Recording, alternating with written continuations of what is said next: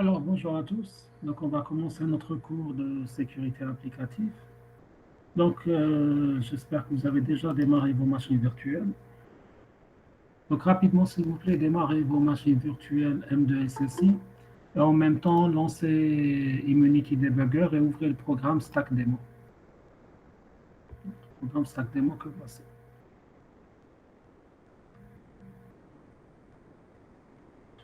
Dès que vous êtes prêt, que votre machine virtuelle est ouverte et que vous avez ouvert le programme, faites-moi signe, s'il vous plaît.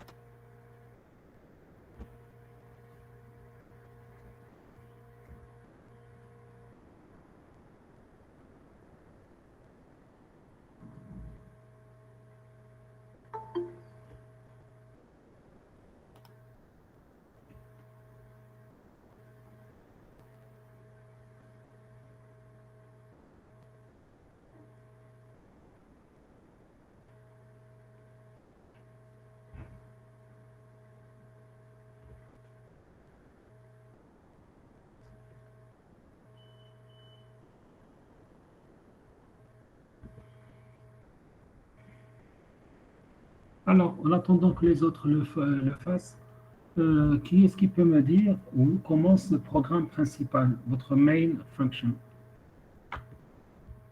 Quelle est l'adresse à laquelle... Alors, vous vous rappelez la dernière fois, on avait expliqué que cette partie, c'est pour le code, ça, c'est pour le registre, ça, c'est les piles, ça, c'est la partie dump de la mémoire.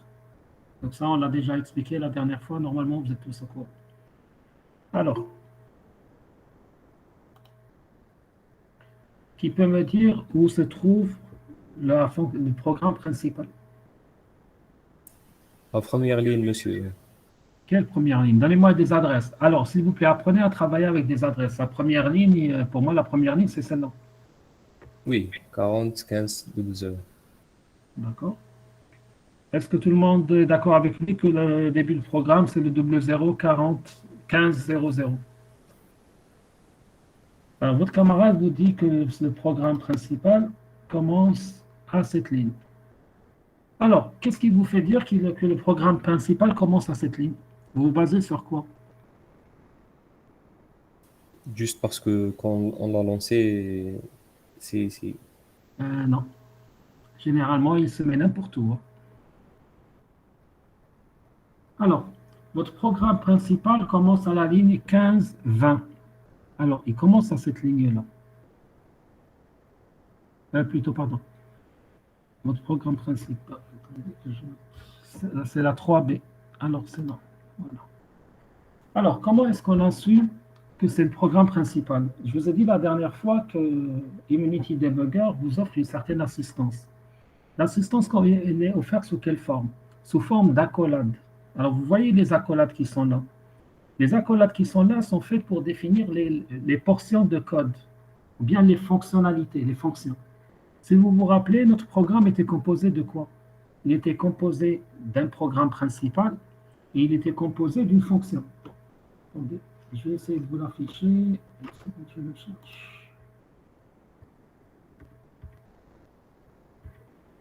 Voilà. Alors, notre programme, il était là. Il est composé de quoi? Il est composé de cette portion de code qui est le programme principal, dans lequel il y a 4 instructions. Donc le child, local variable, variable 1 equal main function, etc. Et il y avait la fonction qui était déclarée à ce niveau-là. Alors, du moment où il y avait ces deux portions, donc c'est pour cela que vous allez remarquer au niveau de votre programme, qu'est-ce qu'il y a? Il y a deux accolades. Une accolade qui est là pour dire c'est le programme principal et une accolade qui est là, c'est la déclaration de la fonction. Je dis bien la déclaration. Donc c'est le, parce que lorsqu'on va faire le debugging d'un programme, on commence toujours par la partie déclarative, ensuite on atteint le corps principal du programme. Maintenant, pour être sûr, il faut savoir que chaque fonction ou chaque programme commence toujours par un putsch. Rappelez-vous, on doit empiler.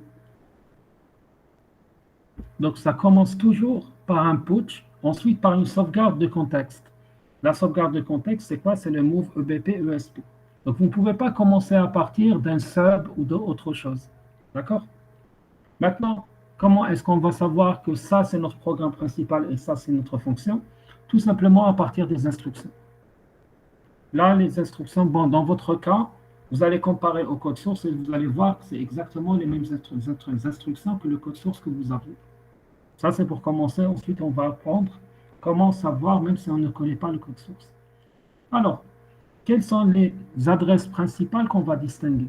Alors, on va d'abord distinguer notre fonction main, la fonction principale qui commence à partir du 15.3b qui est là et qui se termine au niveau du 15.6b qui est à ce niveau-là. Nous allons distinguer aussi la fonction donc, qui a été déclarée, donc qui commence à partir du 15.20 et qui se termine au niveau du 15.3a. Maintenant, est-ce que quelqu'un peut me dire où est-ce qu'on fait l'appel de fonction? Quelle est l'instruction qui fait l'appel de fonction? Donnez-moi uniquement l'adresse.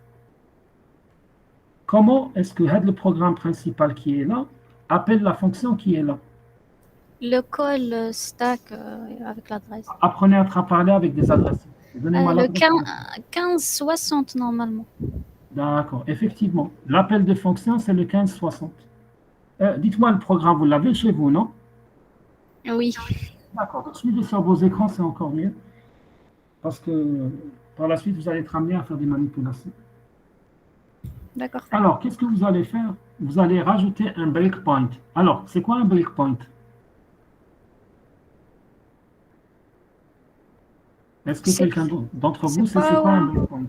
C'est pas où l'exécution va, enfin, ça va pas s'arrêter, mais enfin, elle va s'arrêter pour pouvoir voir l'état des registres et du Donc, programme. on va arrêter l'exécution. Réellement, ce qu'on va faire, on va arrêter l'exécution. On va la mettre en pause, normalement. On suspend l'exécution. Voilà, la suspension. D'accord? Donc, c'est un arrêt momentané. Donc, le breakpoint, où est-ce que vous allez le mettre? Vous allez le mettre au niveau de l'instruction qui précède l'appel de fonction. Donc, l'instruction juste avant. Donc, vous faites un clic avec le bouton droit et vous rajoutez votre breakpoint, ou bien vous faites un F2 tout simplement. Donc, pour votre breakpoint, il est là. Faites un breakpoint simple. Voilà.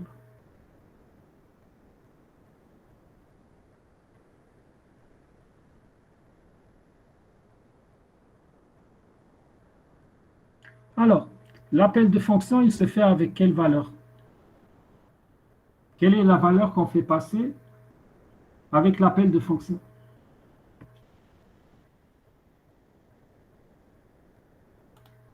Un, 1, 2, 2, 3, 3, 4, 4. Voilà. 4, 4. Donc, la valeur qu'on est en train de lancer, c'est 1, 1, 2, 2, 3, 3, 4, 4. Donc, ce qu'on va faire, on va lancer notre programme. Donc, vous appuyez sur le bouton Play, qui est juste au-dessus. Automatiquement, le programme va s'exécuter et il va s'arrêter au niveau de votre breakpoint.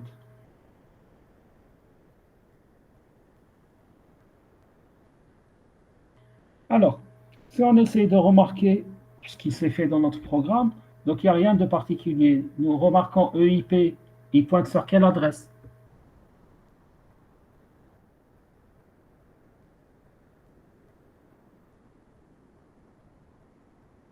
« 1559. Ça veut dire quoi? Est-ce qu'il a déjà exécuté la 1559 ou pas encore? Pas encore. La prochaine Pas instruction. encore. C'est la prochaine. Voilà. Ça veut dire quand on met un breakpoint, ça veut dire l'instruction sur laquelle on a mis le breakpoint n'est pas exécutée. Il s'arrête juste avant. Ça veut dire la prochaine instruction à exécuter, c'est la 1559, c'est l'instruction là où vous avez mis votre breakpoint. Au niveau de la pile, il n'y a rien que vous pouvez remarquer pour le moment. Au niveau des registres, les registres sont dans un état ordinaire. Maintenant, ce qui est intéressant pour nous, c'est de faire une exécution pas à pas pour voir ce qui va se passer au niveau de notre pile. Là, vous remarquerez pour l'exécution pas à pas, vous avez deux boutons. Bon, ne cliquez pas encore, s'il vous plaît. Vous avez le bouton qui est là et vous avez le bouton qui est là. Donc l'un, c'est une flèche avec un angle de 90 degrés. L'autre est une flèche droite. À votre avis, c'est quoi la différence entre les deux?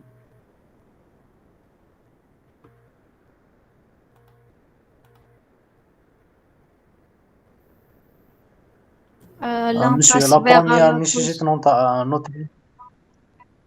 Pardon? Je n'ai pas entendu, hein. La première nécessite notre interaction. C'est quoi l'interaction? Dans quel sens? Donnez plus de détails. À chaque fois, on va renouveler le clic. Même la deuxième, hein, croyez-moi. Les deux, vous allez renouveler le clic à chaque fois. Mais il y a une différence entre les deux.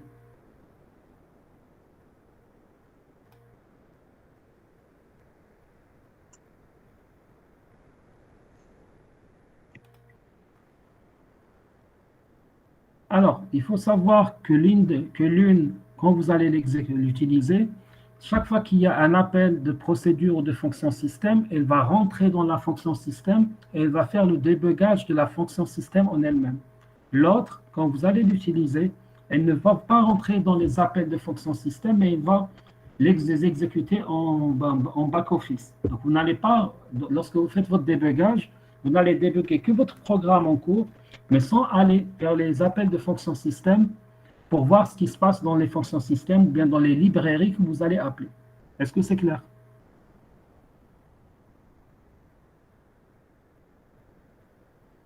Et les deux autres, monsieur? Pardon? Et les deux autres boutons? Non, on a parlé de deux pour le moment. Les deux autres, d'ici la fin de ce cours, vous allez apprendre à tout utiliser. Ne vous inquiétez pas. Je ne vais pas vous bombarder d'informations pour le moment.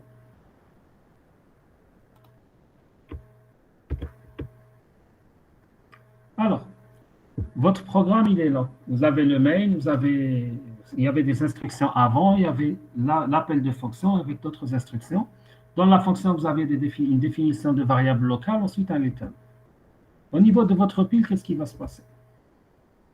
Bon, comme vous le savez, la pile, c'est high memory vers low memory. Donc, au début, vous avez la valeur 0111 qui est dans la pile. Vous avez une adresse de retour qui est l'adresse qui est juste après la fonction, après l'appel de fonction. Donc, cette adresse de retour va être empilée au niveau de la pile. Ensuite, il va y avoir EBP qui va être empilé au niveau de la pile.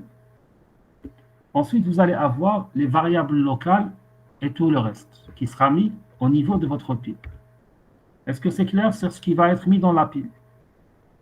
Donc ça, on va essayer de le voir ensemble, déjà pour que vous puissiez comprendre le fonctionnement de la pile.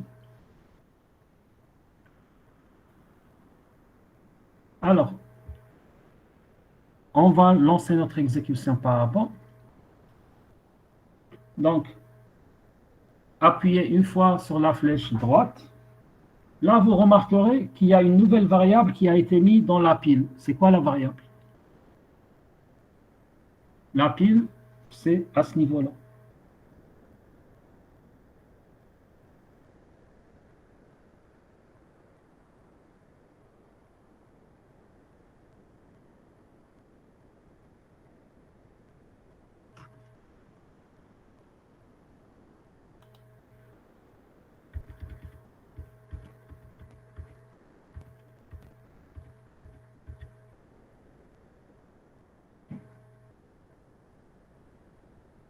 Quelle est la variable qui a été mise dans la pile?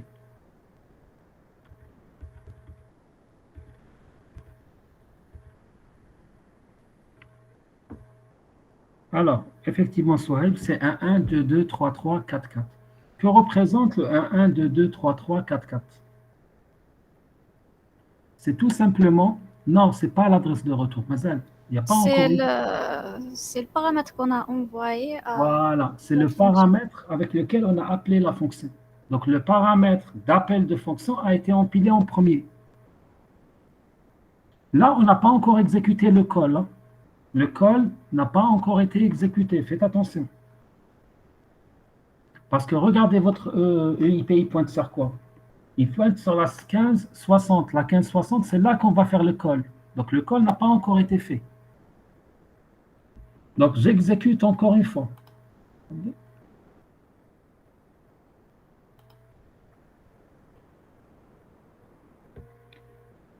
En exécutant encore une fois, qu'est-ce qui s'est passé?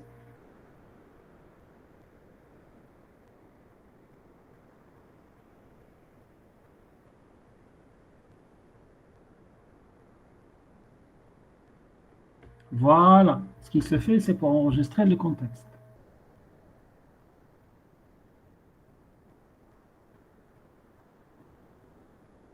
Alors, j'ai exécuté encore une fois.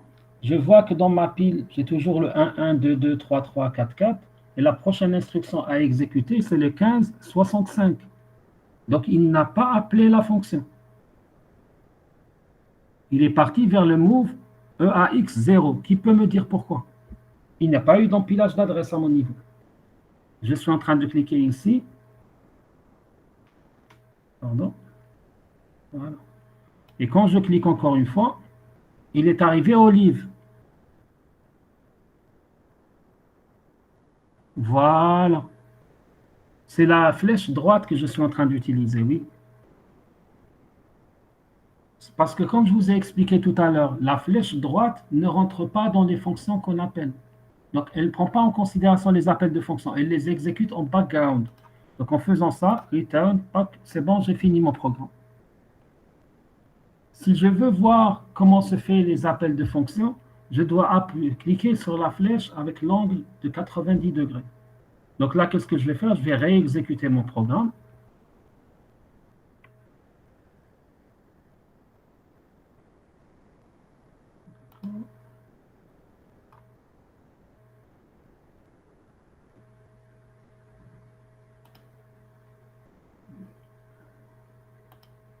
Start.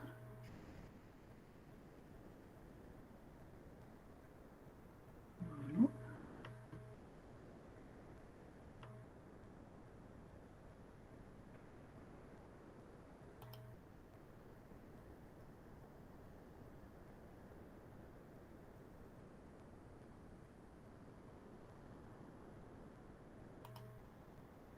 Alors, je reviens là où j'étais tout à l'heure. Donc, la prochaine inscription à exécuter, c'est la 1560. Donc, c'est là qu'il va faire le call. Donc, vous remarquerez comme tout à l'heure, dans ma pile, j'ai 1, 1, 2, 2, 3, 3, 4, 4. Quand j'appuie sur la flèche avec un angle de 90 degrés, j'appuie une fois. Maintenant, qu'est-ce qui s'est passé dans ma pile? Alors, il y a une adresse qui a été stockée dans la pile, c'est la 1565. La 1565, elle correspond à quoi? Vous remarquerez au niveau de la pile, vous aviez le 11, Au 22. move. Oui, mais c'est quoi réellement ce move? Adresse de retour. C'est Oui, l'adresse de de retour. retour. Voilà. Donc là, on est rentré dans le détail de l'appel de fonction. Donc là, automatiquement, il a stocké l'argument. Ensuite, il a stocké l'adresse de retour. Et le IP, il pointe vers quoi? Il pointe vers la 1520. La 1520 qui représente quoi? De poche. Qui représente la première instruction de la La fonction fonction 1. qu'on vient d'appeler. Mhm. D'accord? Donc, je continue mon exécution. Je suis dans mon putsch EBP. J'exécute le putsch EBP. Et là, vous remarquerez que la valeur du registre EBP a été mise dans la pile. Le EBP, il pointe vers quoi? Vers le 22 FE F8.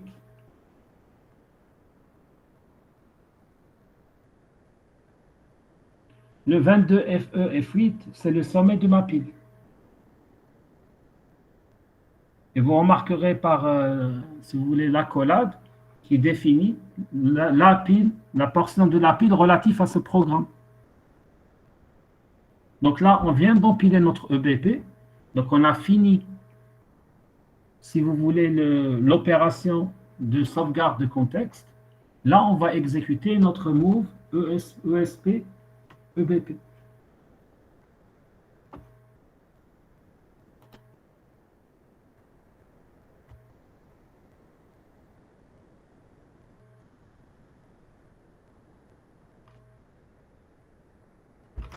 Alors, je continue mon exécution. Qu'est-ce qui se passe par la suite?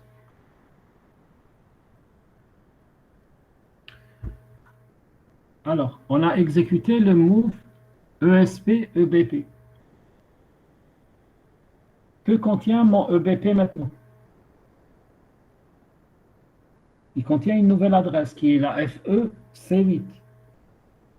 Et là, donc, j'ai un nouveau sommet de pile. Donc, j'ai un nouveau point de référence pour mon sommet de pile qui correspond au sommet de la pile par rapport à cette fonction. Donc, pour cette fonction, elle ne commence pas le calcul de la pile comme le faisait le programme principal, mais pour elle, le sommet de pile commence maintenant. Donc, elle a un nouveau sommet de pile. Est-ce que vous avez compris le principe? Et pour chaque fonction invoquée, vous allez avoir un sommet de pile différent. Donc, un point de référence, de calcul, de référencement qui est différent. Oui. Les autres. Parce que c'est Oui. important. Si vous n'arrivez pas à comprendre ces bases, c'est foutu pour tout ce qui est buffer overflow par la suite.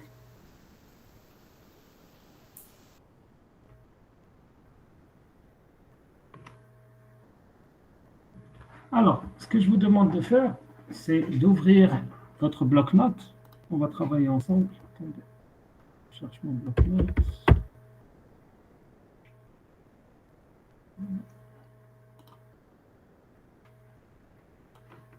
Donc, on va ramener notre bloc-notes. Et dans mon bloc-notes, qu'est-ce que je vais faire? On va copier les 3 premières lignes de notre pile. Donc, les 3 premières lignes, donc, ça va être le 3. Non, 3.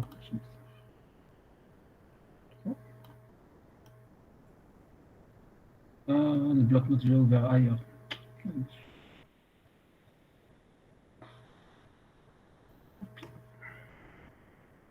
Bon, j'ouvre le bloc-notes dans ma machine.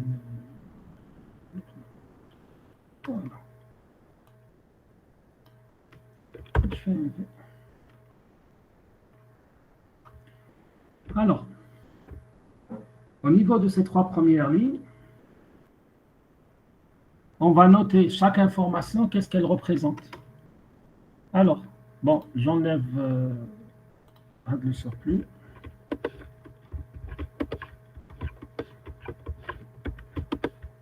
Alors ça, c'est les arguments. Ça, c'est mon adresse de retour.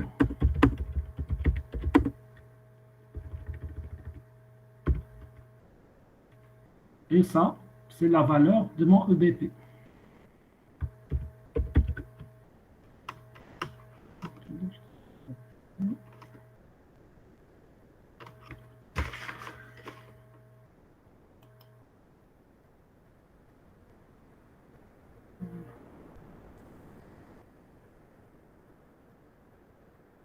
Je peux mettre ça.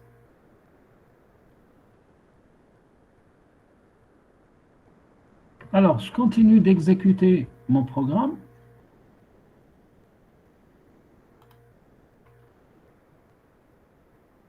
Jusqu'à arriver au move EAX1. Voilà. Là, au niveau du move EAX1, qu'est-ce que je vais faire? Je vais copier les 7 lignes, les 7 premières lignes de ma pile dans mon bloc-notes pour voir un peu ce qui a changé dans ma pile.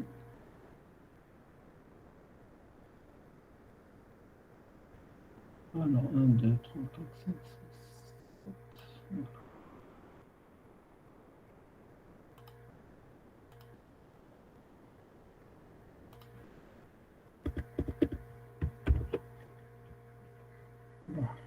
De la même manière que tout à l'heure. Donc ça,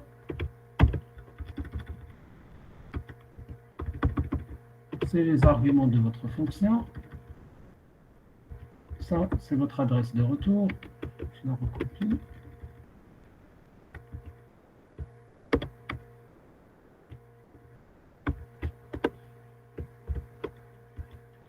Ça, c'est mon EBP. Maintenant, tout le reste, c'est quoi?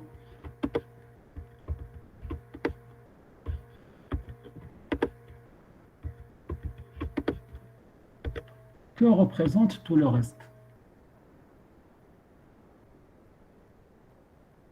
Alors, le 00404000, le 55667788, le 0040174F, les 4 zéros.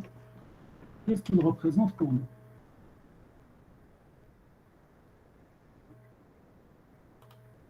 Alors, je vous réaffiche le programme si ça peut vous aider. Attendez, je le cherche. Voilà.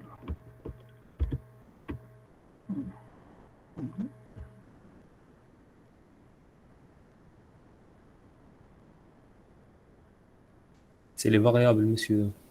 Voilà. C'est tout simplement des variables locales.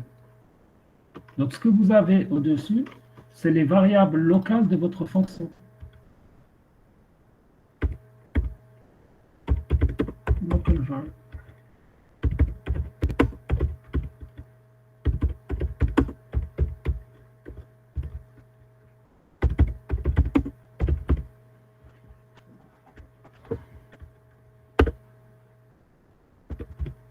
Donc là, vous avez l'ensemble de vos variables locales. Est-ce que c'est clair pour tout le monde?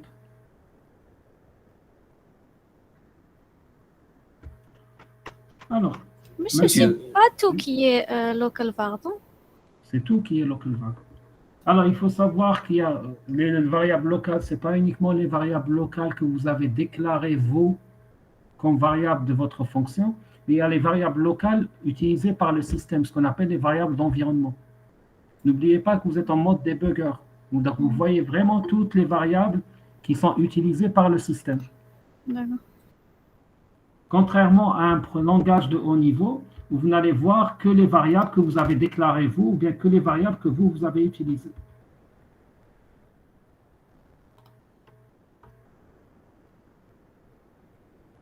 Alors, essayez de voir quelle est la valeur de EAX. Alors, je vois que EAX contient la valeur 1, tout simplement. J'exécute une instruction.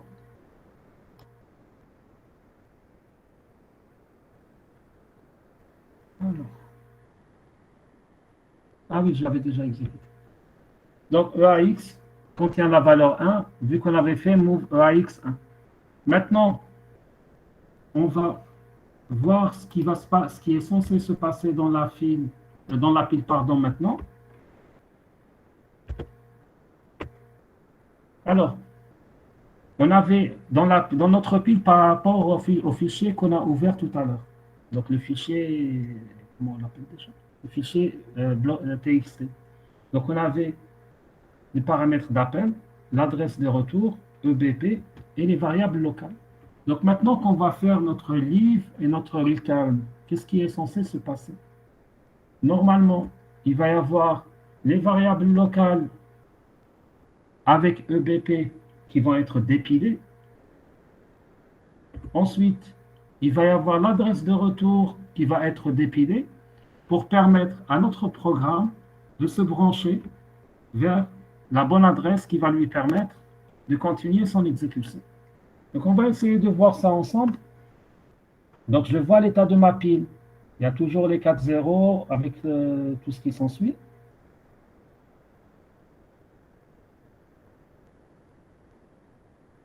Dès que j'exécute mon leave,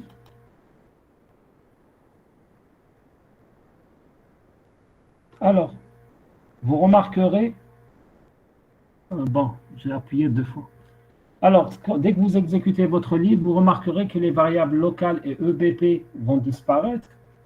Puis il va restaurer le contexte par rapport à EBP et qu'on va se retrouver à l'adresse de retour de tout à l'heure. Et nous n'aurons dans la pile que notre paramètre qui a été passé comme argument. Et là, vous avez 1, 2, 2, 3, 3, 4, 4 qui est le seul à apparaître en sommet de pile. Est-ce que c'est clair pour tout le monde?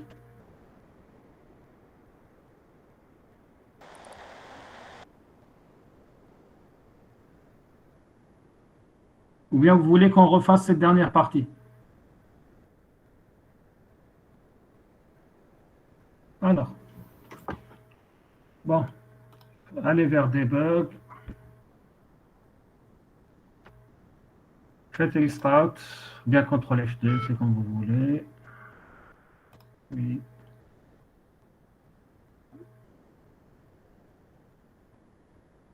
Lancez votre programme. Il va s'arrêter au niveau de votre breakpoint. On commence l'exécution pas à pas. On remarque que le paramètre a été empilé, tel qu'on l'avait vu tout à l'heure. Je rajoute une exécution. Je suis dans la fonction maintenant. Donc, l'adresse de retour a aussi été empilée. Il va exécuter le putsch EBP. Avec le putsch EBP, nous avons notre EBP qui est déjà empilé maintenant. Ensuite, il y a l'instruction move ESP EBP. Alors, si vous regardez ESP, c'est le 22 FE C8. EBP, c'est le 22 FE F8. Donc, dès que je vais l'exécuter, on aura la même valeur dans ESP et EBP. Et là, effectivement, les deux se sont transformés en 22 FE C8. Parce qu'on vient d'exécuter le move ESP EBP. Ensuite, on va faire des opérations au niveau de ESP pour lui soustraire les 10. On va exécuter nos moves.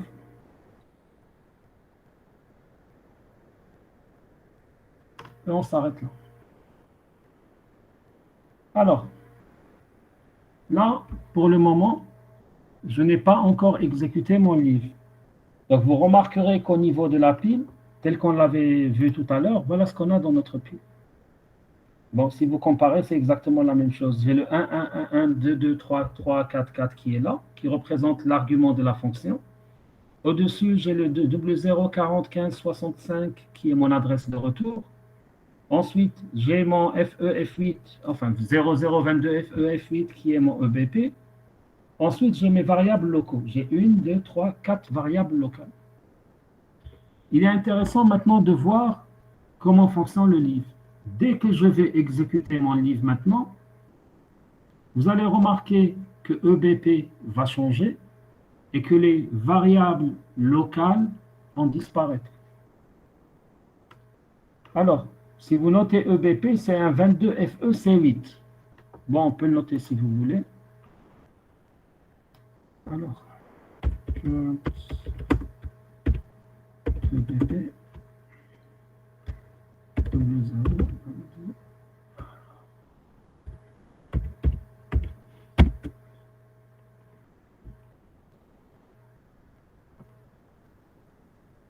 Alors, je vais exécuter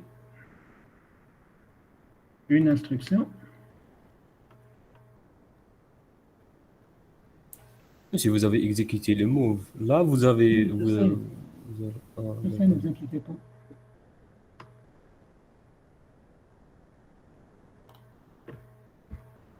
Alors, dès que j'exécute mon livre, vous remarquerez que l'état de ma pile a changé et que mon EBP est...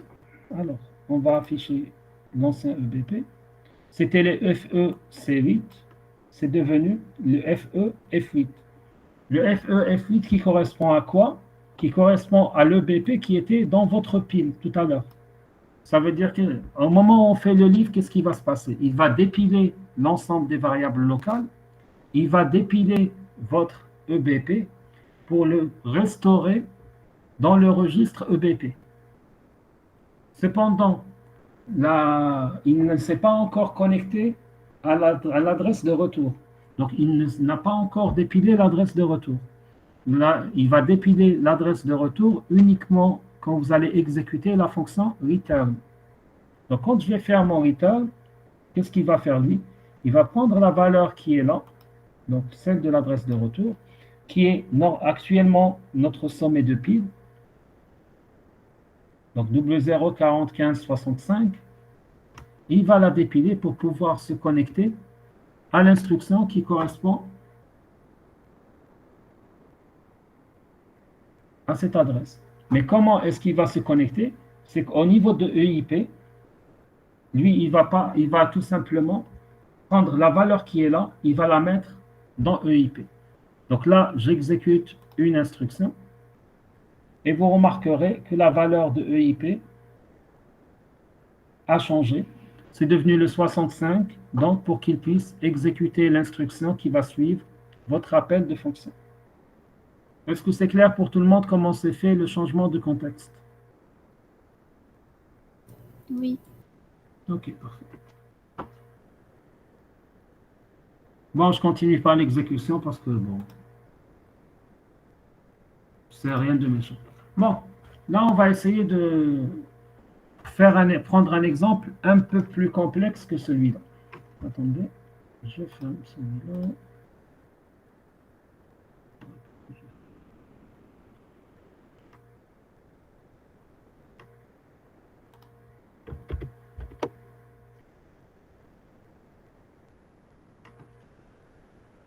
Attendez.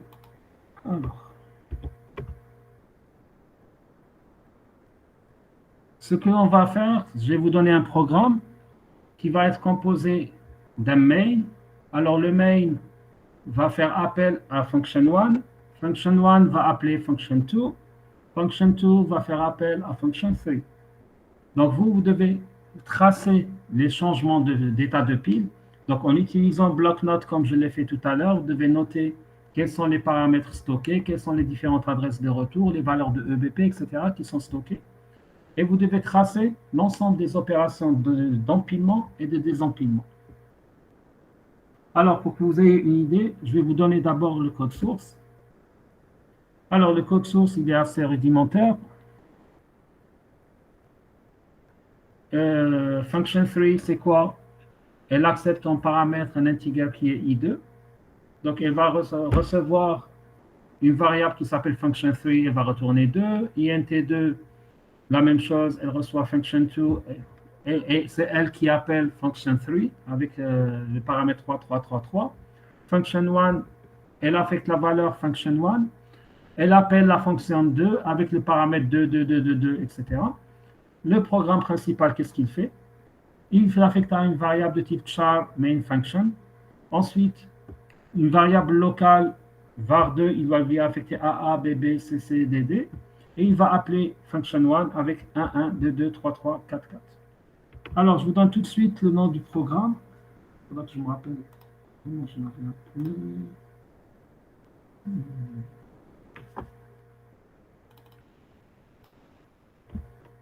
Ça me prendra à ne pas préparer mes cours.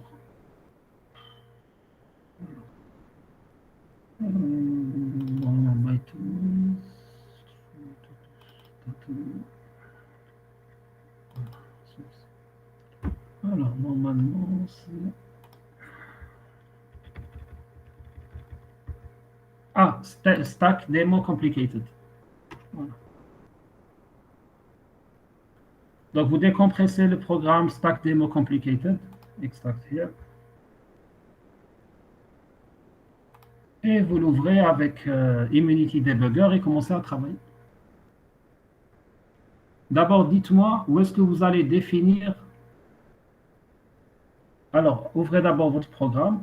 Ensuite, vous allez me dire où est-ce que vous allez mettre votre breakpoint. Ensuite, on pourra commencer. Monsieur, on peut revoir le code source, s'il vous plaît. Alors, vous avez programme 1 qui appelle F1, F1 qui appelle F2, F2 qui appelle F3. Je peux vous l'afficher, il n'y a pas de problème. Une seconde.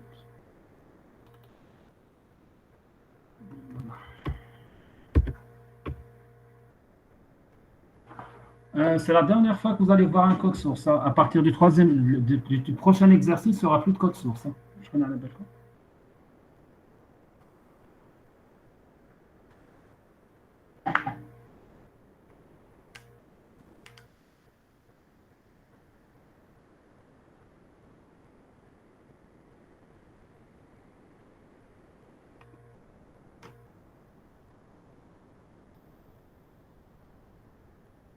Oui, stack demo complicated.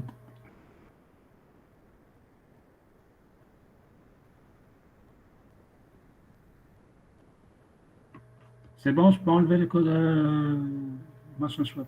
Oui, c'est bon, merci. Qu'est-ce que j'ai fait?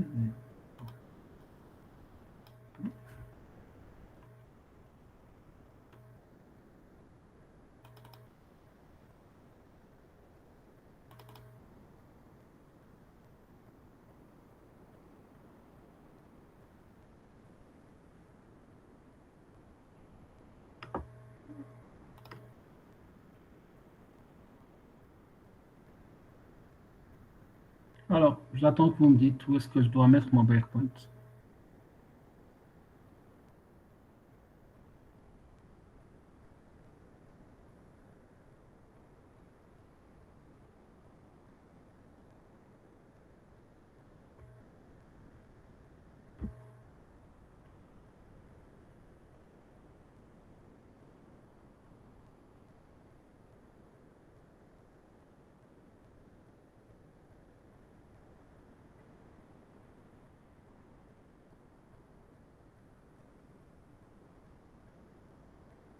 Monsieur, on aura besoin d'un seul breakpoint pour ce cas. Ouais. Le breakpoint, à vrai dire, on l'utilise pour ne pas se casser la tête avec l'exécution des premières instructions dans le programme principal. C'est tout. Mhm. Parce que pour toute la suite, vous allez la faire en step over, plutôt en pas à pas. Voilà. Donc c'est 15 8A normalement. Alors, 15, 8, 1. Il faut que je trouve ce 15, 8. C'est avant le call. Alors, pour vous, c'est là. 15, Non, 8. non. Oui, oui, 15, 8, 1. Ouais, voilà, 15 8A. Alors, est-ce que vous êtes d'accord avec elle? Oui. OK. Je mets mon breakpoint. Mettez votre breakpoint. Et commencez à travailler.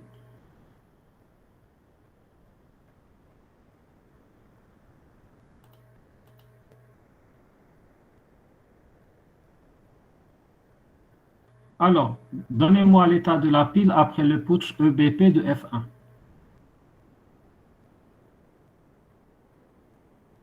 C'est la première chose que je veux que vous fassiez. Donc, état de la pile, après le putsch EBP, tu as la fonction 1. Et pour cela, je demanderai à... Attendez, c'est pas n'importe qui va me la donner. Alors... Ah, monsieur... Oshfawi, vous êtes là?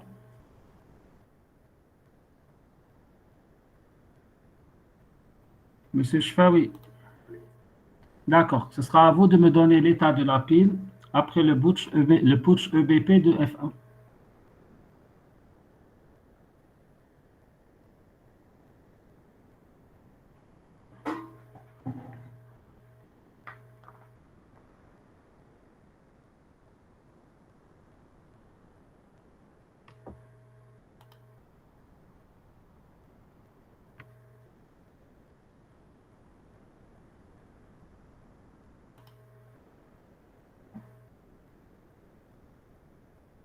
Donc, dès que vous faites play, il vous écrit breakpoint at. Donc, il s'est arrêté au niveau du breakpoint.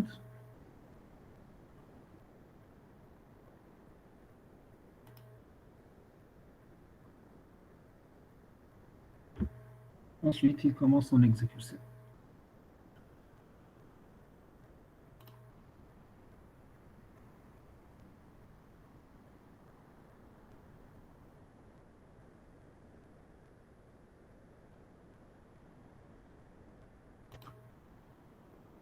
Alors, monsieur Tchawi, Mazal,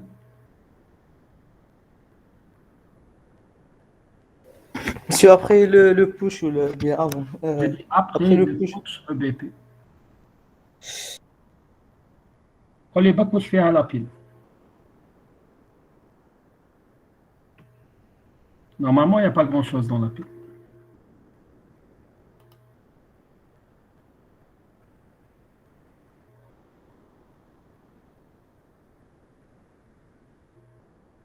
Quand je dis après, ça veut dire une fois que vous avez exécuté le putsch EBP, vous me dites ce qu'il y a dans la pile.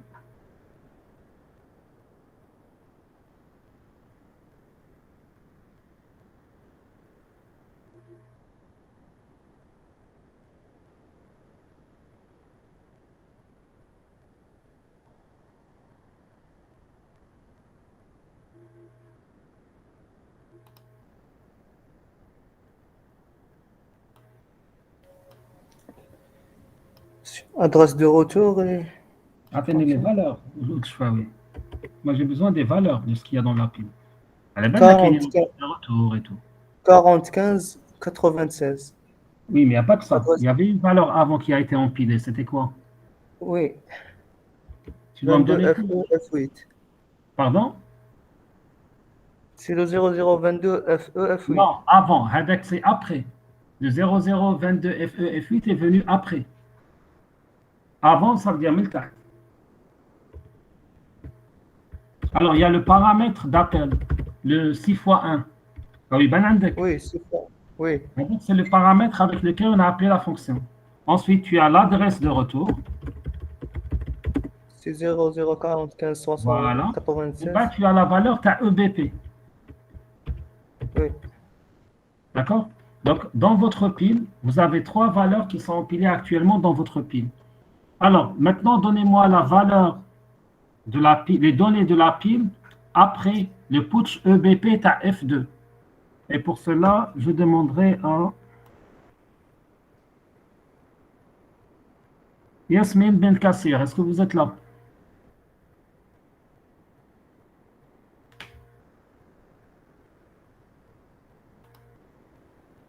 Ben Kassir. Alors, ce sera à vous de me donner la valeur, les données qu'il y a dans la pile après le putsch EBP F2. De la fonction F2.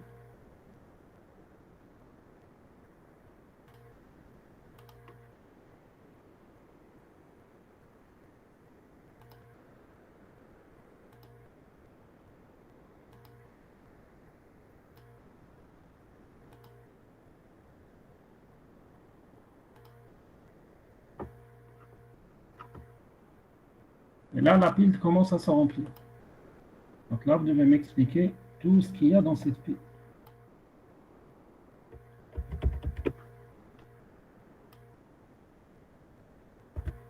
Donc elle était sympa. Là, elle devient chargée. Donc on avait dit que ça, c'est les paramètres d'appel.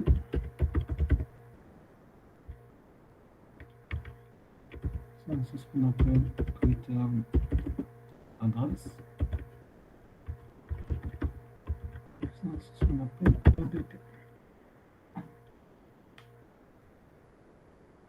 Alors, bien cassé.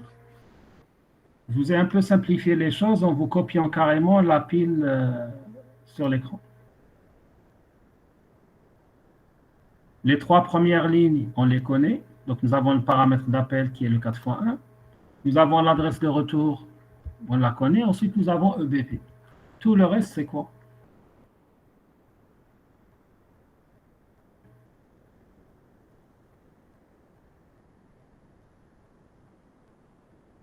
Ou bien, qu'est-ce que vous arrivez à identifier? Allez, si vous ne connaissez pas tout le reste, dites-moi ce que vous arrivez à identifier à l'écran.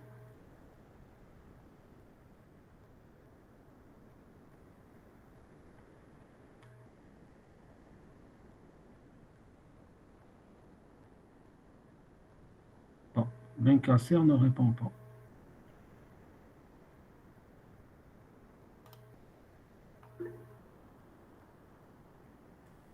Alors, Tip-Top, est-ce que vous avez une idée?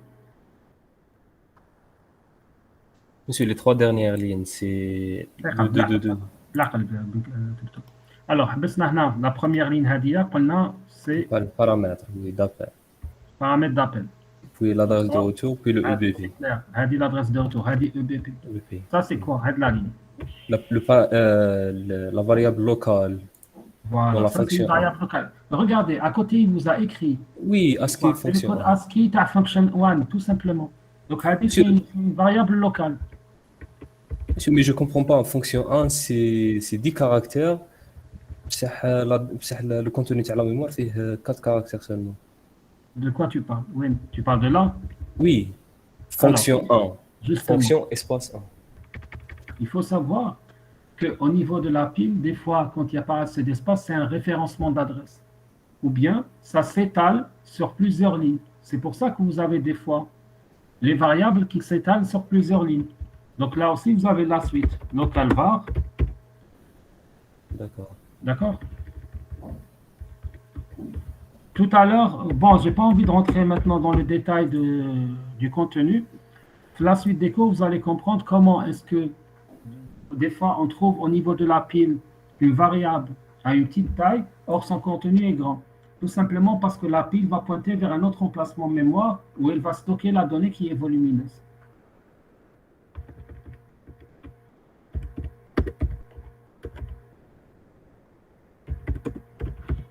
Alors, le 4 fois 2, ça va être quoi? Le paramètre d'appel de la fonction de Voilà. Paramètre F2. Là, vous allez avoir l'adresse de retour vers quoi?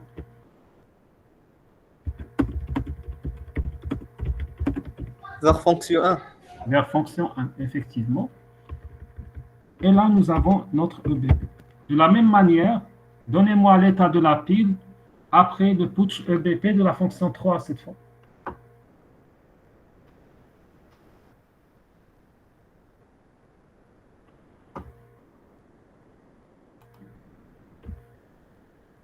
Ça veut dire on continue l'exécution.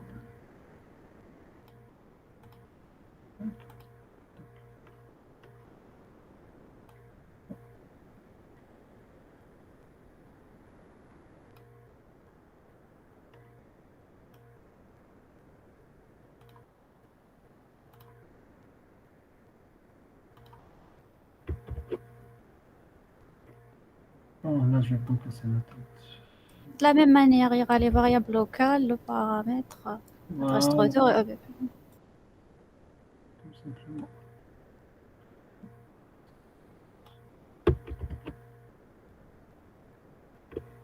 Ah, j'ai pas fait le contrôle.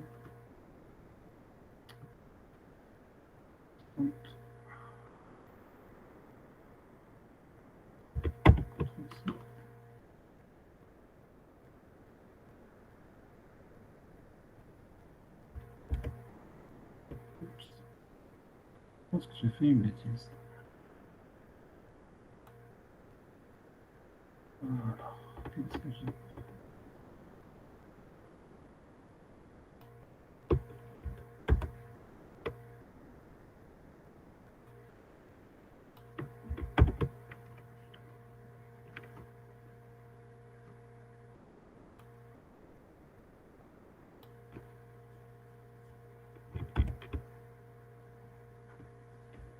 Je suis pas en train de faire du copier.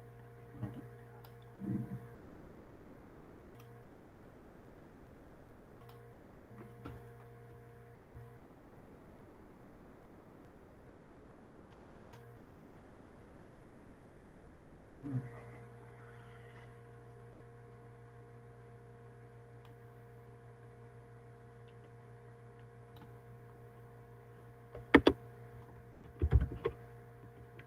Donc, de la même manière, vous allez avoir les variables locales, etc. EBP, etc. Adresse de retour, EBP, et tout ce qui s'ensuit. Maintenant, ce que vous allez faire, vous allez me donner, récupérer les données de la pile après le livre de la fonction 3.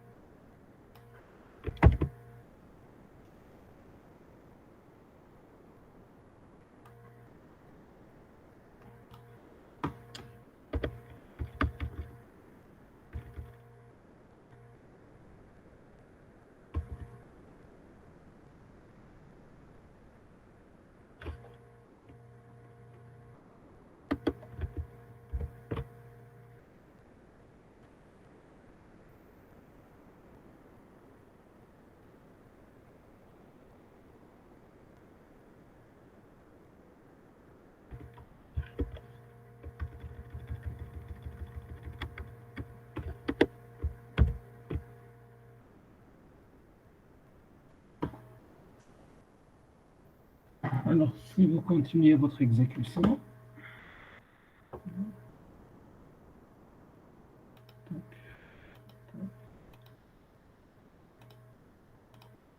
donc après le livre, qu'est-ce que je vais avoir?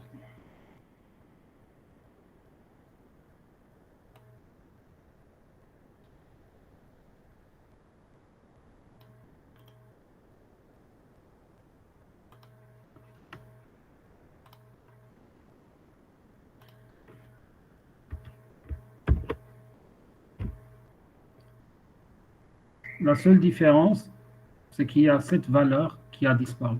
Pourquoi? Parce qu'il n'y a pas eu de variable locale dans cette fonction, parce que là, à ce niveau-là, qu'est-ce que vous avez là? Vous avez les paramètres d'appel.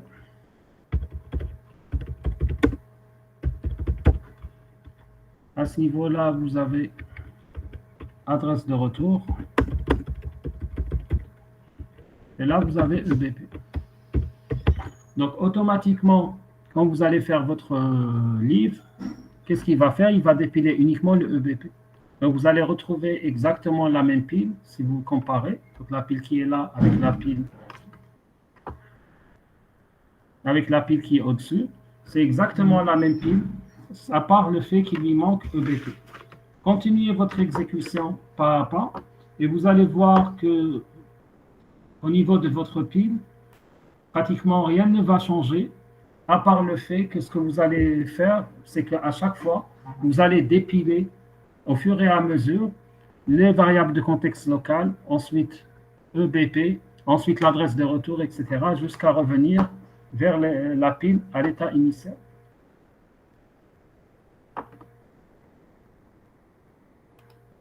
Donc, dès que j'exécute mon return, il revient vers la fonction move qui vient juste après le code de la fonction 3. Et là, vous avez les arguments d'appel qui sont là, donc les trois, etc. Donc, je continue mon exécution. Je fais mon deuxième livre, je suis au niveau du return. Donc, de la même manière, j'ai eu mon adresse de retour, etc. jusqu'à faire encore un livre. Et là, j'ai mon adresse de retour vers le programme principal. Dès que je clique dessus, je suis dans mon programme principal et je continue mon exécution normalement jusqu'à faire le livre du programme principal, return, etc. Est-ce que c'est clair pour tout le monde comment se fait la sauvegarde et la restauration du contexte? Alors, là, vous comprenez donc que le défi qu'on doit se lancer pour faire un buffer overflow, c'est de jouer sur cette restauration de contexte et sauvegarde de contexte, de telle manière qu'on puisse injecter un shellcode qui pourra modifier cette adresse de retour pour, au lieu de revenir à l'instruction à laquelle il devait revenir, comme par exemple ici, vers les différents moves, à partir des différentes fonctions, mais plutôt de revenir soit vers un appel système, donc une fonction système qu'on veut qu'il exécute, soit vers une partie d'un shellcode qu'on aura injecté au préalable. Donc, la prochaine fois, on va voir comment est-ce qu'on peut... Bon, pas la prochaine fois, durant le TP, donc demain matin, c'est demain matin qu'on a TP, oui, demain matin, on va voir comment déjà modifier cette adresse de retour. Ensuite, comment orienter le programme vers un shellcode et comment injecter et fabriquer ce shellcode. Sur ce, si vous n'avez pas de questions, je pense qu'on va arrêter là pour aujourd'hui. Il est déjà 3h30, donc on a fait notre heure de cours. Pas de questions? Je vois que Zafon nous a déjà quittés. Ben, puisque Zafon est parti, si vous voulez, on peut rajouter un autre programme.